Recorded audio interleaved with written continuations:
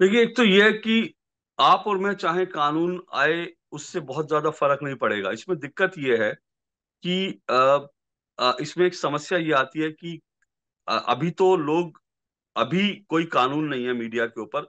झूठ बोलने की भी मीडिया को आजादी है। उसके बावजूद जो है, लोग कहते हैं कि देश में तानाशाह है, नरेंद्र मोदी तानाशाह है, देश में हम्म। तानाशाही है। अगर कोई कानून आ गया तो सोचिए, देश ही नहीं दुनिया में, ये जो खान मार्केट गैंग जो नई दिल्ली से न्यूयॉर्क तक फैला है, अगर कोई भी कानून आ गया तो उन्होंने वो कितना हल्ला मचाएंगे।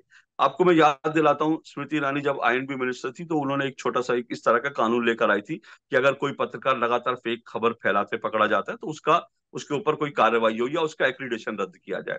उसमें मैं एक ही चीज मानता हूं, उसमें एक गलती थी, वो जो एक नियम बनाने की कोशिश हुई थी, जो प्रावधान लाने की कोशिश हुई थी, उसमें जो उन्होंने स्मृति ईरानी ने जिन्होंने जिन्होंने एक जो टीम बनाई थी, उसमें ज्यादातर ब्यूरोक्रेट थे। और मैं मानता हूं ब्यूरोक्रेट या कोई नेता या मंत्री जो है, वो मीडिया के ऊपर कंट्रोल करे, वो मीडिया के बारे में तय करे, ये बिल्कुल गलत है, मैं इसके खिलाफ हूँ। लेकिन हाँ, ऐसी कोई ना कोई व्यवस्था जरूर होनी चाहिए कि एक पत्रकार अगर एक बार फेक न्यूज फैला रहा है, गलती हो जाती है, चलो ठीक है, हमसे भी कभी गलती हुई होगी, 2 बार, 3 बार, 4 बार। लेकिन एक पत्रकार अगर आदतन फेक न्यूज फैला रहा है, तो क्या उसको उसको हम इस बात की आजादी दें कि वो लगातार इस तरह की चीज करता रहे। अब जैसे अगर मान लीजिए कि कुछ तो अब हालांकि इसमें क्या है कि मुझे लगता है मीडिया संस्थानों को कुछ हद तक जो है इसमें खुद काम करना चाहिए। अब आप देखिए, राजदीप सरदेसाई जी ने किसान आंदोलन जब दिल्ली में 26 जनवरी का हुआ था, तो उन्होंने कितना खतरनाक उन्होंने एक ट्वीट किया था, जिसका मैंने इस किताब में भी जिक्र किया है। उन्होंने कहा कि पुलिस की गोली से किसान, एक लड़का मारा गया।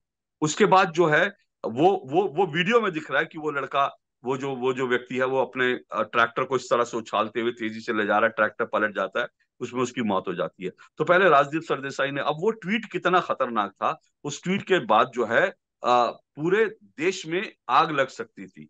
ये बच गए हम लोग, बहुत खुश नसीब हैं। तो उसके बाद इंडिया टुडे ग्रुप ने एक एक्शन लिया, और इंडिया टुडे ग्रुप ने 1 महीने तक, जो मेरी जानकारी है, जो सार्वजनिक रूप से हम जानते हैं, कि इंडिया टुडे ग्रुप ने 1 महीने तक राजदीप सरदेसाई को कहा कि वो अब वो छुट्टी पर रहेंगे। तो मुझे लगता है इस तरह की कोई कदम तो उठाना चाहिए, मीडिया संस्थानों को उठाना चाहिए। अगर अशोक श्रीवास्तव कर रहा है वो करे, लेकिन अब सवाल ये है कि जो मालिकी अगर करेंगे उनका क्या करेंगे, क्योंकि इसी खबर पे, जो गोली वाली खबर आई थी, ये सब साफ हो गया। इसी खबर को सिद्धार्थ वर्धराजन और वायर ने इसी झूठ खबर को और आगे बढ़ाया। उन्होंने क्या कहा, उन्होंने कहा कि हमने डॉक्टर से बात की है, जो पोस्टमार्टम करने वाले डॉक्टर हैं, और वो कह रहे हैं कि हम बता नहीं सकते, हमारे हाथ बंधे हुए हैं, लेकिन ये गोली लगने से इस व्यक्ति की मौत हुई है। और इस तरह की सिद्धार्थ वर्धराजन और वायर ने खबर छाप दी। अब उसके बाद तमाम डॉक्टर्स जिन्होंने पोस्टमार्टम किया था, उन पांचों डॉक्टर्स ने कहा हमें हमसे किसी की कोई बात नहीं, और ये पूरी तरह से झूठ है। लेकिन सिद्धार्थ वरदराजन खुद वायर का मालिक है, तो उसके खिलाफ कौन एक्शन लेगा? उसके खिलाफ कौन एक्शन लेगा? वो तो वायर को, तो मैंने इस किताब में कई जगह लिखा, वायर द लायर, क्योंकि वो एक नहीं, दो नहीं, पचासों झूठ खबरें फैलाते पकड़े जाता है। अब ऐसे जो विदेशों से या कहीं कहीं से फंडिंग लेके वो लोग अपने वेबसाइट चला रहे हैं जिस पर रोज झूठ छापते हैं, इनका क्या करेंगे? ये समस्या है, इस पर हमको गौर करना चाहिए, सोचना चाहिए।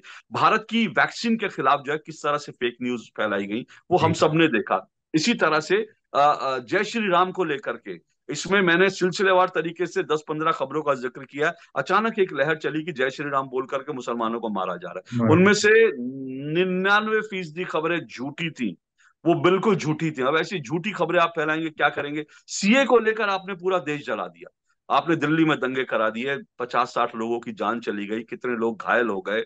जो है कि नागरिकता संशोधन कानून मुसलमानों का, जो है वो उनकी नागरिकता ले लेगा।